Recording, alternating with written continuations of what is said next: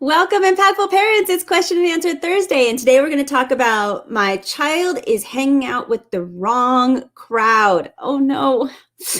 If you don't know, my name is Christina. I am founder of The Impactful Parent, and every Thursday I come on and do a live question and answer right here. And if you have a question for me for next week, you can direct message me on social media, or you can email me at theimpactfulparent@gmail.com. Now let's get to our question. Today, someone writes, my child has a friend that I hate. I think this friend is nothing but trouble, and I don't want my child hanging around this kid. How do I put a stop to this relationship? Well, thank you for submitting this question. This is so difficult, and I am so sorry, Mama, whoever you wrote this, that this is happening, because it's so stressful. I completely understand. So the first thing I'm going to do is I'm going to break this down into two parts. And the first one is we got to figure out why your child is hanging around this group of people and have that in our mind as we're going through some of the intervention steps that I'm going to present to you later. So the why is super important. What is it that your child is getting out of hanging out with this particular group of people? And I know it's so easy to say, oh, it's not my child. It's those kids they hang out with over there. And maybe that's true. There is some reason to that. But honestly, people gravitate to other people who are similar to them. So keep that in mind as you're going through that. You gravitate to people who accept you for who you are and your faults. And adolescents in particular will find friends with similar or the same behavior problems because they gravitate to friends that won't hold them accountable for what they already know is their bad behavior. Now, if this bad group of friends is doing drugs and you suspect that your child might also be doing drugs, also keep in mind that drugs tend to be a coping mechanism for many adolescents. One effect of drugs is to take away stress. And let's face it, adolescence is full of stress. So if you are concerned that your child might be partaking in drug use, just as a reminder, you can go to theimpactfulparent.com/drugs. And I have a course there for less than $10, so less than you'll have lunch for today, that could give you peace of mind because I will take you through the process of how to look for drugs. It is not as easy as you think, and that's why this course is so valuable. So if you're in that position, I just want to, as a side note, that resource is there for you at theimpactfulparent.com/drugs. Now, most individuals who are struggling with some sort of toxic relationship are unable to recognize the toxicity of that relationship while they're actively in it. And you have to understand that too as you're talking to your child, that they may not realize that they're in a bad toxic relationship with either a friend or a group of friends. You can see it from the outside, but they can't. So part of many of the processes that I'm going to give you to intervene into this friendships also involves you understanding that you're giving your child awareness really of what kind of situation they're putting themselves into. They may not realize it. Even though we think that they do, they don't. And again, one of the reasons why your child may actively be trying to pursue this particular group of people is because they feel accepted. I will preach over and over again. I have videos on this that there are three primary needs of children. Those are security, acceptance, and power. And acceptance is huge. They need accepting from other people. It's why teens care so much about how they look and how others perceive them. And once they find that mode of dress or type of music or a group of kids who does accept them, it's going to be very difficult for you as a parent to break those bonds. So have that in mind as we push forward. So let's get started on how do we help our child realize that they're giving influence negatively by these group of people. You can't pick their friends for them, but we're going to help them understand that maybe they're in a bad situation. And the first thing I'm going to have you do, tip number 1, is talk about what is a bad friend and what is a good friend. Now, I sound like with a teenager, that sounds so ridiculous that they should know, but really still, no matter at what age, and of course, the younger the child, the more receptive they're going to be to this conversation, but reminding your child what is a good friend and what is a bad friend actually could be really important. They may not know. You don't know what you don't know. And if they're used to seeing toxic relationships, then they think that that's normal. So then they'll put themselves in that same situation because it seems familiar to them. So it's really important that you identify what's good and what's bad and what are the standards that your child should hold in a friendship. In order to help you with that, I'm going to give you a free PDF today. And this free PDF is called How to Identify Toxic Relationships. On this PDF, I'm going to give you 21 warning signs that your child could be in a toxic relationship. And actually, it's just not even just your child, it's for anybody. So you can use it too as an adult. And what's great about this free PDF, not only that it's free, but you just need to download it, is talk to your child about the 21 warning signs of a toxic relationship with them, and you can post it in their room and revisit it often. And they know now that when they see something that or feel something that's on this list, that they can start questioning that relationship and why that's happening. Super important. So again, that's at theimpactfulparent.com/toxic. And I'll put it in the notes down below.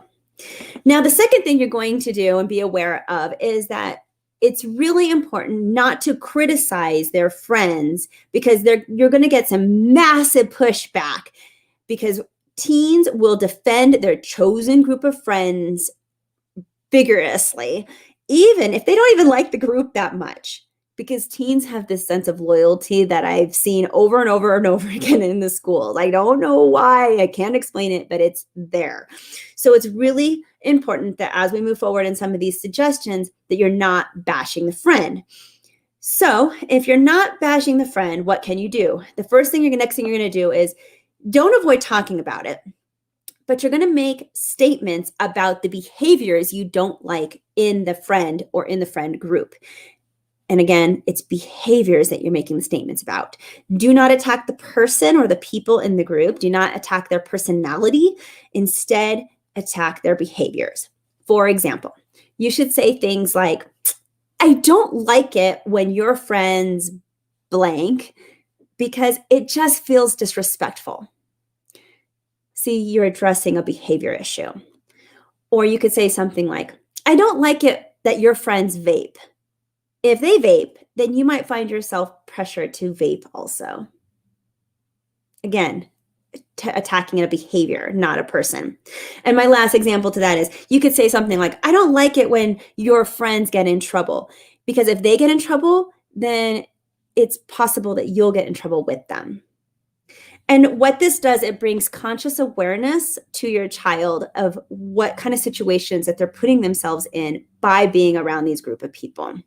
And I know it seems like it should be, well, duh, but again, your child may not realize they're in it because they're too close. When you're too close, you just can't see it. So that's what you're doing, is you're bringing it to their awareness. And very similar, you're going to start planting some seeds of doubt in your child's brain about the friendship that they're having. So that's the next suggestion I have for you. So point out behaviors that the friend is causing in your child. For example, you can say something like, if your child hates comics and then suddenly their friend is having them watch all the Marvel movies, you might say, wow, you're seeing Iron Man again? You've really changed. I didn't think comics were your thing. Or is it your friend that's pushing you to watch these movies? Are they making all the movie choices? See, you're bringing that awareness that the friend might be not allowing them to make choices in that relationship. Or maybe you would say something like, your friend Katie seems critical of everything. Do you see her questioning your choices too? And it brings that, even if your child says, no, of course not, and defends Katie in the moment, the goal is to plant these seeds of doubt in your child's mind so that they can analyze those friendships and hopefully make a better choice. My next suggestion to you is to reiterate your expectations, your rules, and talk about consequences for breaking rules again. Because as I get into a bad influenced group or person, they could be getting into trouble. So you want to reiterate the rules and your expectations of what you want from your child, and then the consequences of not hitting those. So you could say something like, just as a reminder, you need to be in the house at this time. It's at curfew. And if you're not, don't forget that this is the consequence for that. Please be here on time. That's what I expect of you. And it's just refreshing them of those rules. So if they do decide to break them, it's on their conscious mind. If you don't talk about your rules consistently, then kids tend to about the rules, and we don't want that. So we want to talk about our rules and expectations frequently to keep reminding them so that they can hit those expectations and make sure that they're compliant with some of those rules. And if they're not, they know the consequences and they're ready to accept that. The next suggestion I have for you is to talk to your child about mean friends. Now, this is a little different of a situation because sometimes our children will become friend groups with people who are mean, just mean. And you're like, why are they doing that? Well, the mentality of this is that if you can't beat them, join them. I would rather be a part of the group, even though they're mean and they don't treat me all that well, than to be a victim of that group and be somebody that they're torturing.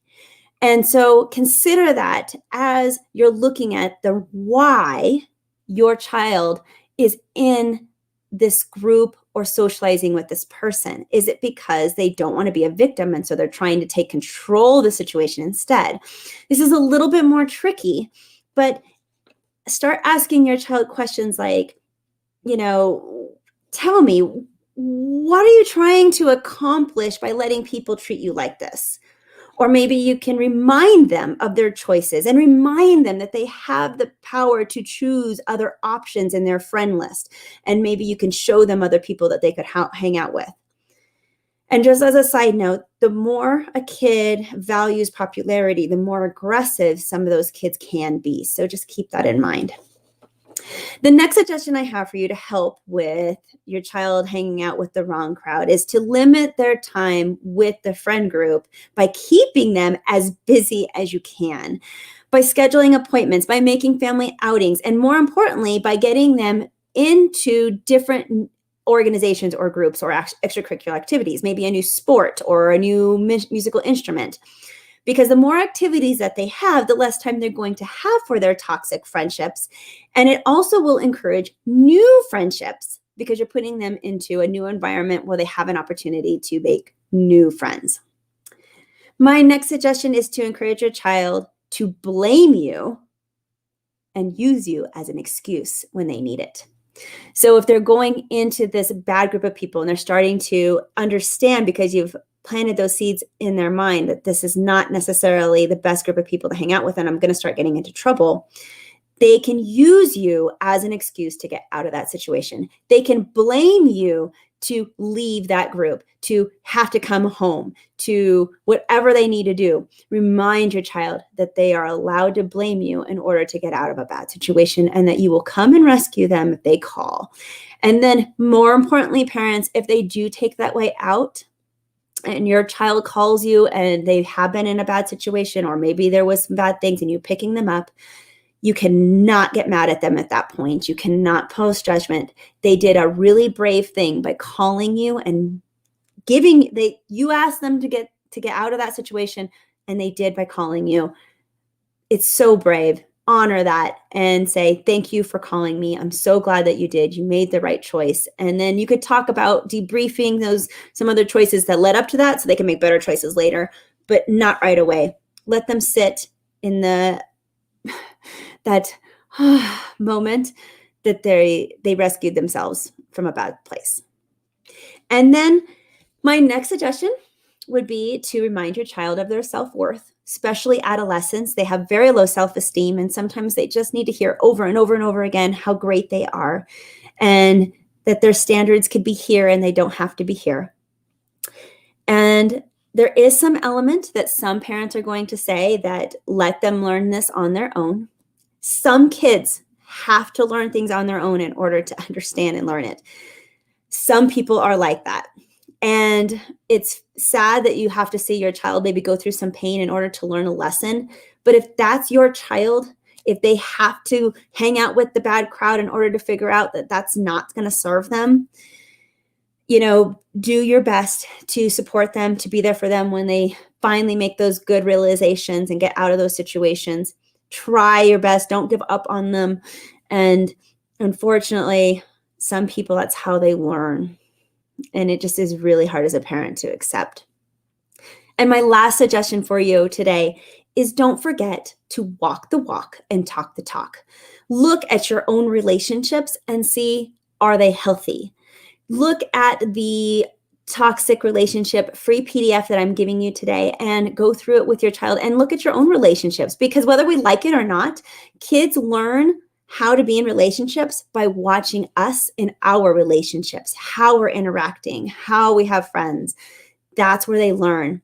And if your relationships are toxic, then your kids will repeat that.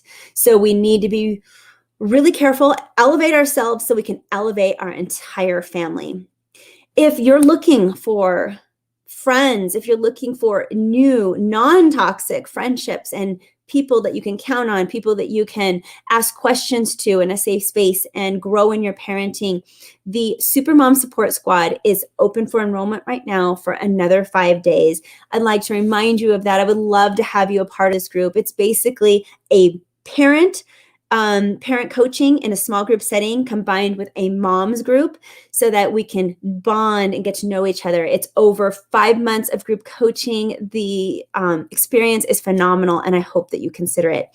To get more information on that program, which is only available now for enrollment for a limited time, go to theimpactfulparent.com/support squad. It's the Supermom Support Squad. That's what I call it because that's exactly what it is. We are supporting each other and we are super moms in it. So theimpactfulparent.com/support squad.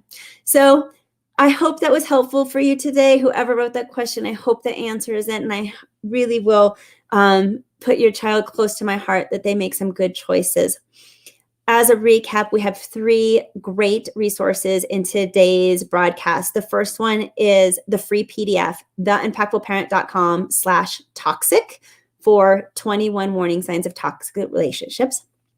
You can go to theimpactfulparent.com/drugs to get a course. It's very easy, and you just download it and it shows you how to search for drugs so that you can have peace of mind that your child isn't using, or if you find drugs, that you can help your child as soon as you can before the problem gets worse. And then lastly, the support squad, which is theimpactfulparent.com/support squad, where it's a group of mothers getting together to support one another and grow in their parenting journey.